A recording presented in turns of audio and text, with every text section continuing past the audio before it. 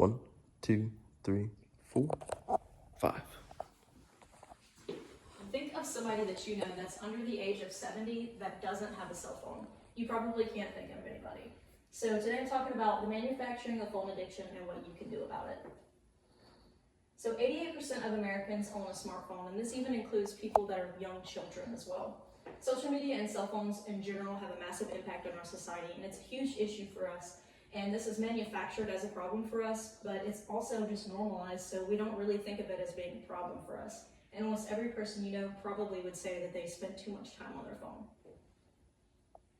So how, why, and who is manufacturing the addiction?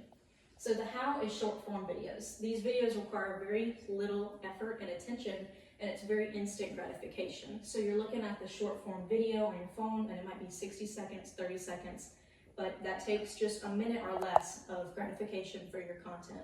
So you're just scrolling and getting a dopamine release for each video, and then you just keep going, and before you know it, you've been sitting there for hours scrolling and you haven't even realized it. So why are they doing this? The social media companies want you to be on their app because the more time you're spending on the app, the more money they're getting. The more you scroll past ads, the more money they're getting for you viewing their ads. And short form content takes less effort than the long form content because it's low effort and high reward. So who? Almost every social media app online today has some short form media. TikTok is the most notable one. And Snapchat, Instagram, Facebook, and YouTube, they all have these implementations of the short form media, which is why when you look on someone's screen time, you'll see those as one of the things that are the highest screen time. So you might think, why should you even care? Everybody's on their phone, why is this even a problem? So here are some things that get better when you lessen your screen time. You'll have improved sleeping habits because that blue light messes with the melatonin release in your system. It strengthens relationships because you can actually engage in conversation when you're not looking at your phone, because everybody knows when you're talking to somebody and they're glued to their phone, it doesn't really feel like you're getting a good conversation with them. It increases productivity because the less time you're spending playing on your phone, the more time you have to do other things. And it can relieve symptoms of poor mental health like stress, anxiety, and depression that come when you're isolated in your room on your phone all the time. You're receiving a constant stream of bad news all the time. You're always comparing yourself to other people you see online. So getting offline can help improve your mental health. And the last one ties these all together is that it just overall improves your happiness by solving a lot of these issues for you. So how much time do we actually spend on our phone? We know we spend time on our phone, but is it really that much? So here are some screen times from people in my life that I know, with the lowest being 6 hours, the highest being 8, and even some I don't have listed here that were up to 14 and 20 hours in a day. And if you look at this one, it goes all the way up to almost 60 hours in a week, which is over a full-time job's worth of screen time. And you say, what can we do about it? So there are 3 main things that you can do about it, with the first one being getting rid of your phone completely. Just getting rid of your smartphone, and maybe you'll get a dumb phone, which would be like a Nokia or a BlackBerry, a flip phone that you can't download social media on. So the pros of this is that you can't access social media, so there's no way to relapse into your addiction. It could be a novelty item to younger generations because it's cool and vintage. It decreases the screen time the most out of all the options because you have no options to get on social media. It's the most cost effective because these older phones are also often cheaper, and it is the highest success rate in increasing your quality of life when it comes to getting rid of social media.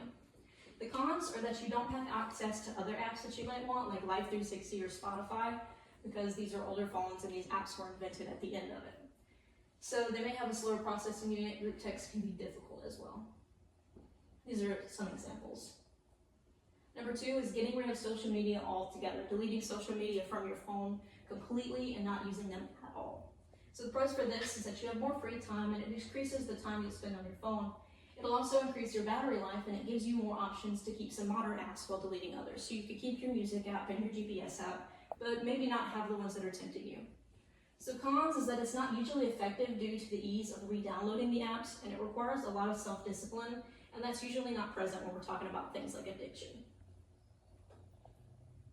The third one is limiting your screen time. So instead of deleting all the apps off your phone or getting rid of your phone in general, maybe you'll set a limit through your processing system, or maybe you'll delete them off of your phone and only access them through an iPad or a computer or another device that you don't always constantly have in your hand. So the pros are similar to the last one. It's more free time and it decreases your screen time and battery life. but it also allows you to stay online without being glued to your phone. You can access people that you can only talk to online, but it is the least effective method, and it requires you to really use self-discipline for this. The screen time limiters can be easily bypassed with a simple tap, and you can also re-download the apps that are causing you problems really easily. Phone addiction massively affects the quality of the life of the people using the phone.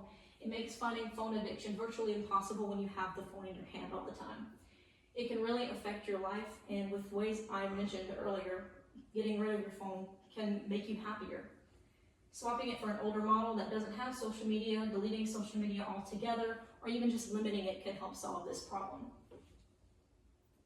The average American spends 4 hours and 43 minutes on their phone a day, which adds up to 10 entire years of your life at the end of a life just of scrolling. And this is based off of taking a 65-year time span.